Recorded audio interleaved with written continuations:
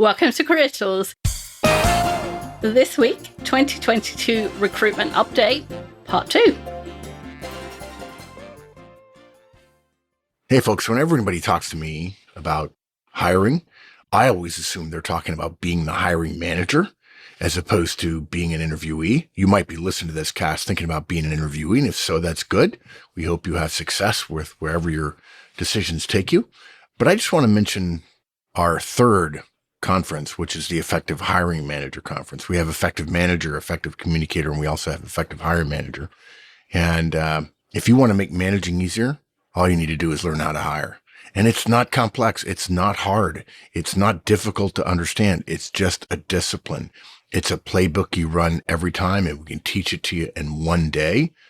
And then we'll stay in touch with you to make sure that when you're implementing it, you've got us by your side answering your questions about stuff you forgot from the conference 6 months or a year ago. So come to the website, check out where and when we'll be for our Effective Hiring Manager conferences, and sign up. The next point that we've noticed is hiring is becoming more opaque. So the hiring process has always been a black box to candidates.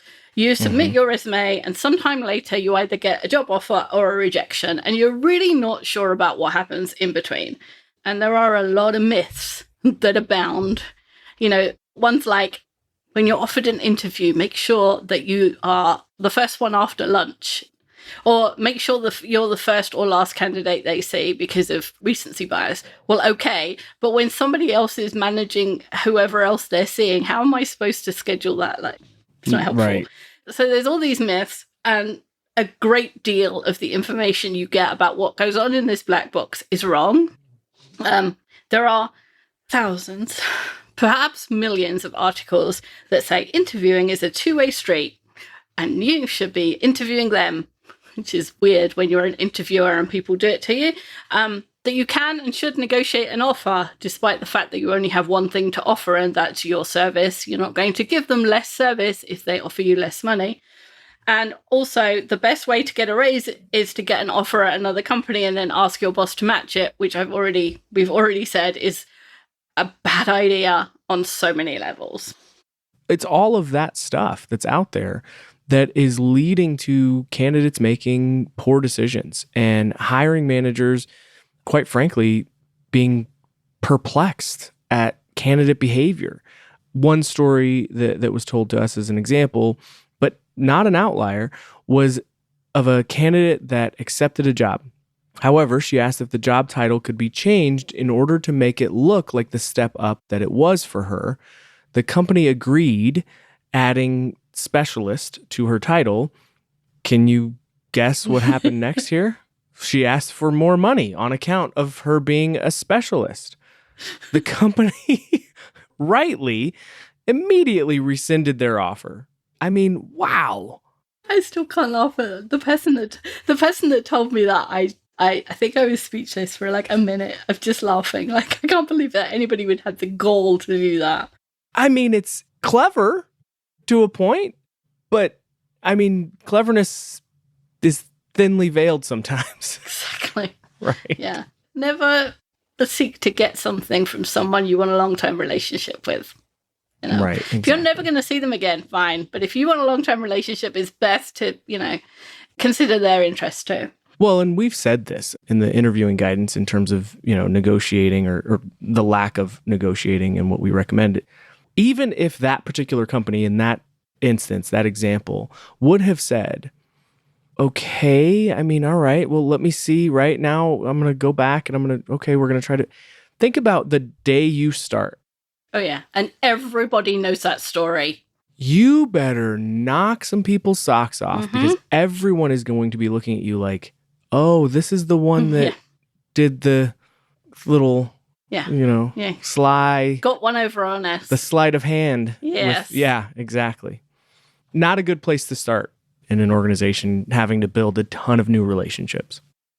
So candidates are delaying accepting an offer because they're waiting for another. They're negotiating at the last minute. They're accepting offers and then rejecting them. And they think they're doing the right thing because the internet tells them that's okay. But to a hiring manager, they're just perplexing. Like, if Yeah. nothing else, think about the hiring manager who's sat in an interview and this, Andrew's come in to me as the hiring manager, and Andrew has spent an hour telling me that he is the best candidate for my job. He knows ships inside out. He's done engineering since he was born. He knows everybody in the industry, and he is excited to put that all on my project and make it a success. In fact, he thinks he can cut my project time by a year. And I'm like, yes, Andrew is my guy. We got on really well. He's got the brilliant references. I'm going to give him an offer. And I give him an offer. And then he says yes. And I'm like, yes, we're in. It's like I've asked him to marry me. And he said yes. And we're like, good, we're engaged. It's happening. Let's get to the marriage. And then he comes along and says, no, I've changed my mind. Like the deflation of that and the what did you say to me that was actually real? Now I doubt every single word that you said, not just that you really wanted to work on this project, but any of your qualifications, all the people you said that you knew, anything. I doubt every single thing you said, because if you lied about one thing, you lied about, you probably lied about other things.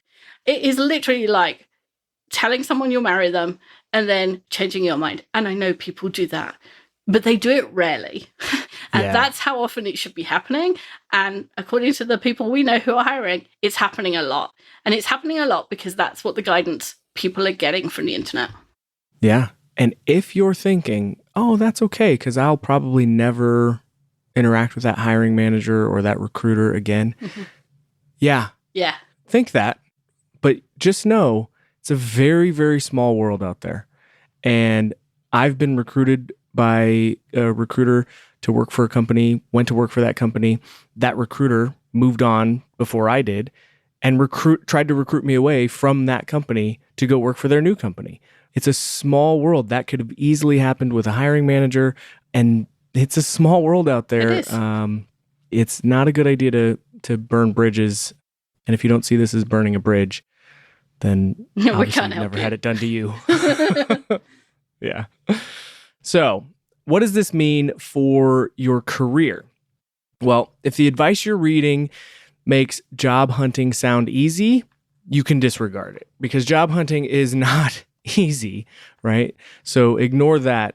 If it promises you the secrets, or it's job hunting hacks or things like that, or if it makes you feel really good, it's kind of, oh yeah, it's uplifting. That's not good job search advice. Job hunting is hard. Working on your resume is not a 30-minute exercise in creative writing. It's a days-long exercise in refinement and choosing between really hard things. I mean, this is what you're putting out as a representation, as really the not first. Not only the representation of you, the representation of the best work you can do. Yes. And so when it has errors in it, the best you can do is have errors. Like, that is not a good sign, and people forget that. Sorry, I interrupted you. No, you're exactly my pet right. Peeve. Exactly. And that's the thing. You're putting this forward saying, this is my best, right? And so a proper resume review is agonizing. It should be hard. I'm a big I like sports. And so if you have a favorite football team, you don't like watching that football team play. It's agony because you're watching it and everything. You're like, oh no, why didn't they do that? Why didn't they do that? Right? It's the same thing with your resume. It should be agonizing, saying, is this the better way to word that? Is this the better accomplishment to put on as a bullet rather than this one? It should be really hard. If it's easy, you're doing it wrong. Yeah. So, and the same goes with other steps in the process. Practicing for interviews, doing it the right way is hard. Yeah. Right? And boring. And, why should I say... And time consuming. Yeah. I'm just going to say the same answer 25 times. Yes. What's the value in answering the word, tell me about yourself, out loud? I know what I'm going to say. No, you have to say the words out loud. You have to, say them several times. Figure out what words trip you up. What words should you take out so that you don't stumble over them?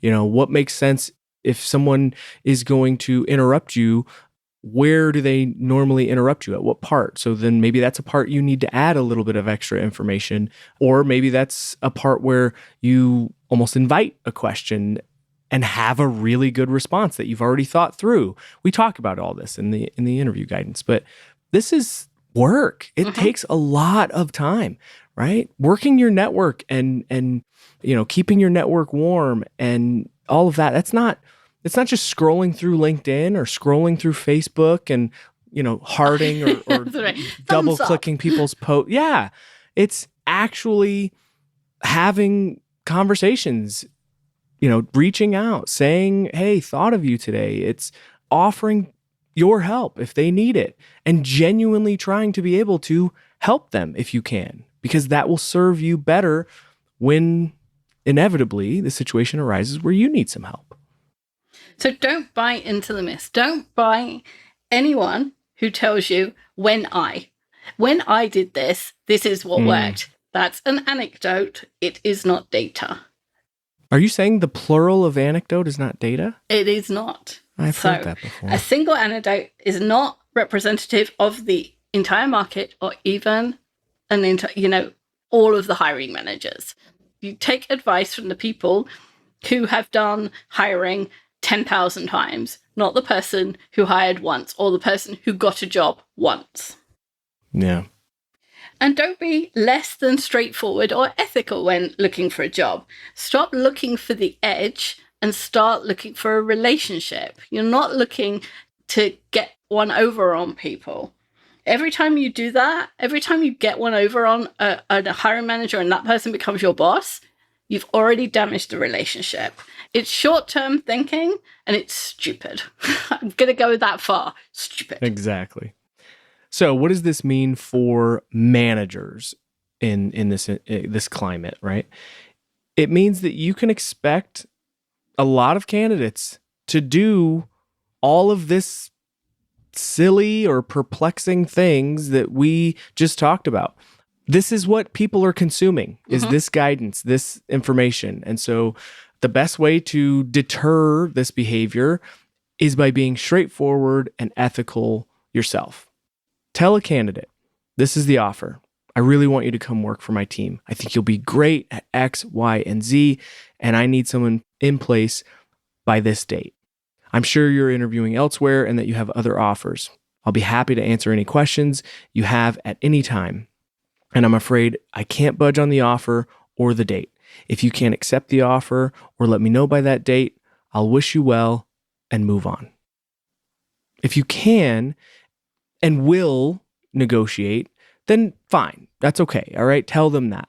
But being very clear about, what you have and what your, parameters are. And, if you do have flexibility on certain things, then share that. That's fine. We're not saying, draw a line in the sand or anything. If you have flexibility, okay.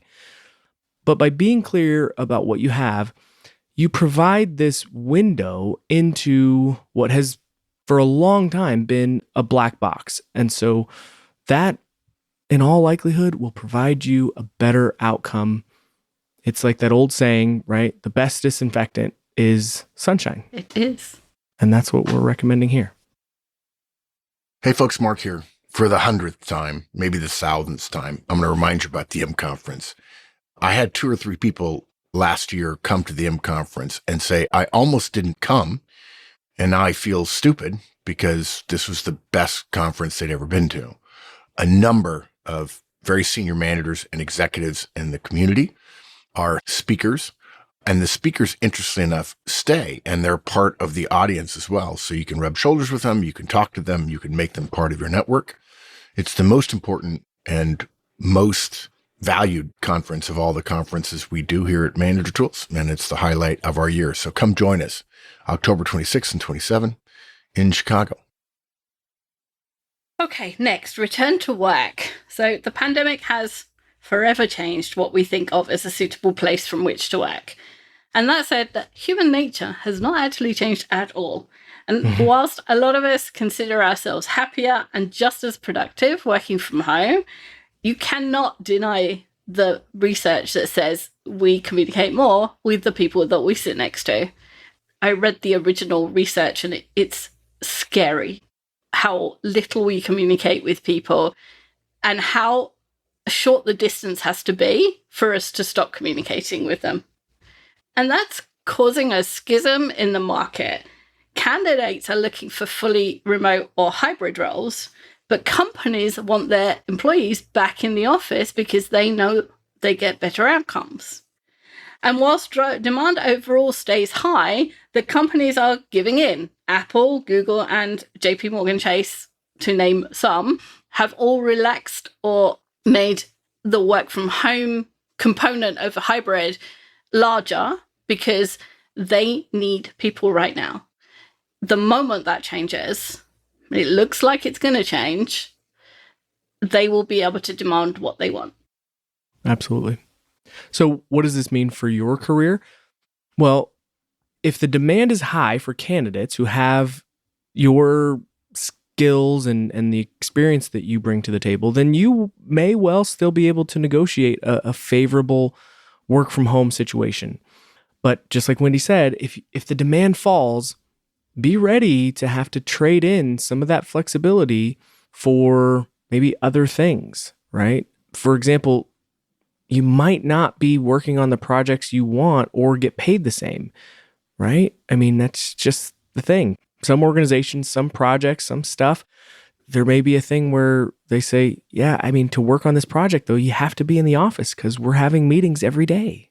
And you get the choice. You keep the job, you go into the office, or you don't, and you find something else. And that it's absolutely fine. We're not saying that you should choose one way or the other. No. We're saying be aware that it's a choice and that there are outcomes to the choice you make.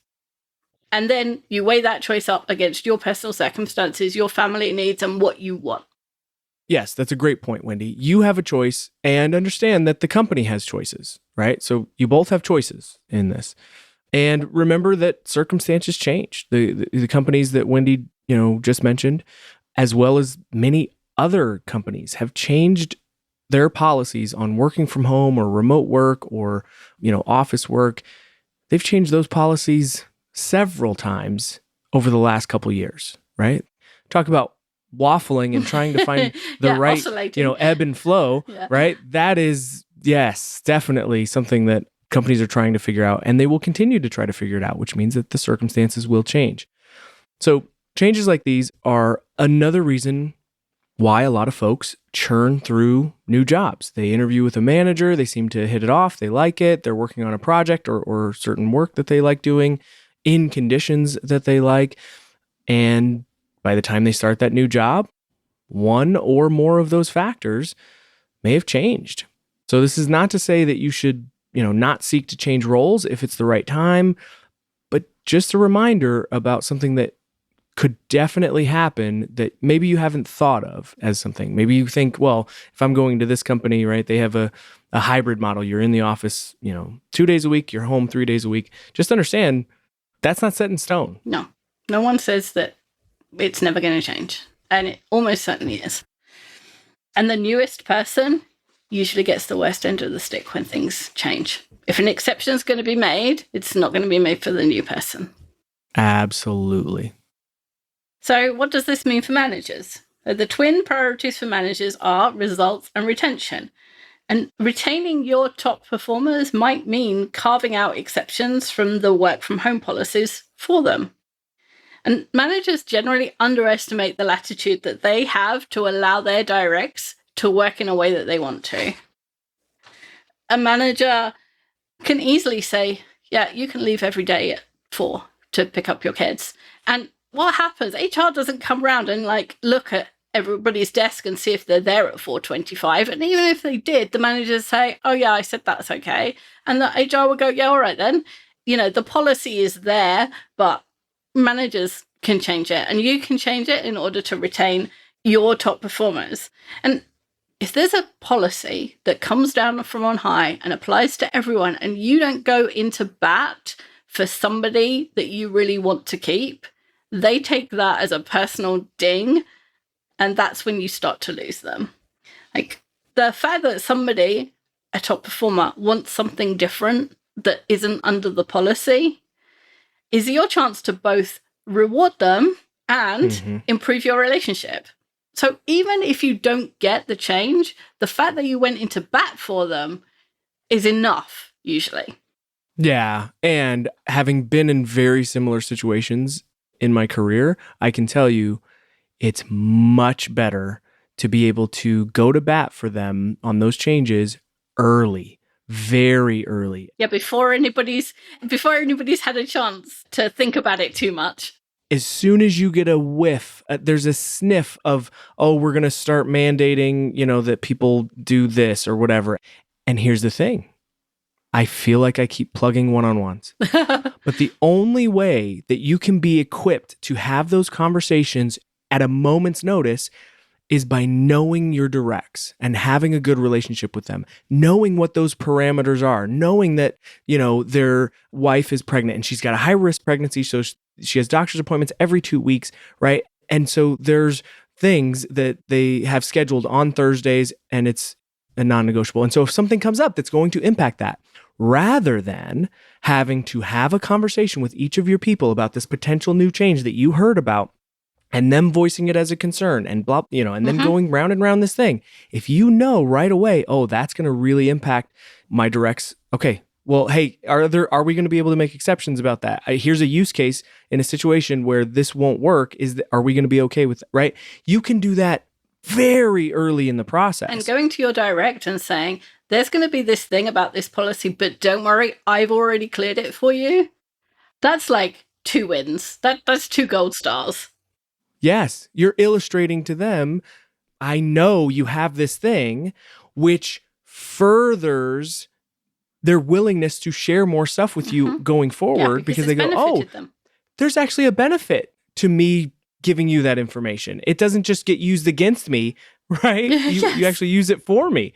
Okay, right? So again, I feel like I'm really overselling one-on-ones, but I can't oversell one-on-ones. Yeah, I don't think it can be done. Yeah. They're priceless, as the ads say. They are priceless. The last topic is unionization. So there has been a lot of news about increasing unionization, and most of it is overblown. I was thinking, I think it was the Amazon one, but I'm not sure. I was reading an article that's, unionization, it's everywhere. Maybe it was Starbucks, one of them. Anyway, this big company is being unionized. And then when you actually read the article, it was 17 people in a subdivision of a division. It was a company of, 100, 200,000 people, and 17 of them unionized. That's not this company is unionizing. Right. So a lot of it is overblown, but it should serve as a warning to you that something is rotten in the state of Denmark, to quote Shakespeare. Unionization increases when people feel that they have less power individually than they would have as a group. When the work salary, benefits, conditions, and so on, when they feel like that bargain is fair, what they are being rewarded equitably with the work that they're putting in, there is no talk of unionization. People just don't. But, speaking in generalizations, the reports of companies who are making mass layoffs over Zoom or depositing severance pay before they've told employees they're being laid off, or making layoffs at the same time as announcing massive profits, that's when people start to feel like this bargain isn't fair, and if we band together, we might get a fairer bargain. And all of those 3 things that I said as, unfair things, those are all things that have happened in the last month or 2. Right. So don't use your organization or role power as a cudgel or a club. I feel like we've said that before, once or twice. 7 times, yeah. And, I argue that those things aren't just unfair, they're unprofessional. To not let someone know that they're being laid off, or to do it over Zoom rather than going to somebody's house or bringing them into work. Doing those things that are unprofessional is what starts people thinking about unionization. Absolutely. What this means for your career is when you're weighing a new job offer and, there are a lot of things to consider. You can't just focus on salary. Now, the easy thing about salary is it's a number, right? It's easy comparable, right? You can count, right? I mean, counting is fairly easy, right? So you also have to consider, are you treated fairly and ethically? And, I mean, as you go through the hiring process with people, do they act with integrity? Are they, acting ethically? Do you feel like they're treating, people either in the pipeline, other candidates, or if you don't see that, other people that they, interact with fairly? And so another good one is the hiring process efficient, right? A cumbersome, slow hiring process could be indicative of other processes that you're going to interact with or experience going to work for that company. So I don't want to hear, oh, it takes me forever to get my PTO approved. How long did it take you to get hired? Yes. Well, right. right? Yeah, they lost my resume 3 times. Oh, that's not a good sign. Yeah, exactly. What information is out there about the company and the way it treats its workers that you can find? What information is there about your potential division and manager that you can find? Investigate, more than the pretty jobs on the company's intranet site. Those are made by, marketing that are trying to, get people to come work here. Yeah, here's the picture of our head office, and we'll just make out that your desk will look like this. Right. Yeah. Or it's even marketing. more personalized, right? Look at what Ralph does, right? Yes. This is what Ralph's day looks like. Gosh. Some marketing guy made that up. Right, exactly. And I love you, Ralph, but your experience may not be my experience. So, yeah. Does that analysis of looking at all of those things, does that give you pause? Is there information about behaviors that you see that make you think, that just isn't right or doesn't seem fair or doesn't pass the sniff test, right? If there is, then pass on the job. It's far worse to be forced to carry out behavior that you believe is unfair or unethical as an employee than it is to wait for another job, right? It'll erode your personal morale, right? It'll be rough. Yeah, absolutely. So for managers, working with unions makes your job harder. Every conversation that currently has 2 people involved will have at least 3 people involved when the union is there. And often everything you want to do will have to be passed through the union, even things that you consider to be trifling. And I know that in different countries and in some industries, you're already working with unions and you're probably agreeing with me. Yeah. If you're not, then make it your mission to treat your people well. Treat them professionally. Do what you can to accommodate their needs and desires, as well as paying them a salary. Remember, the salary is not enough.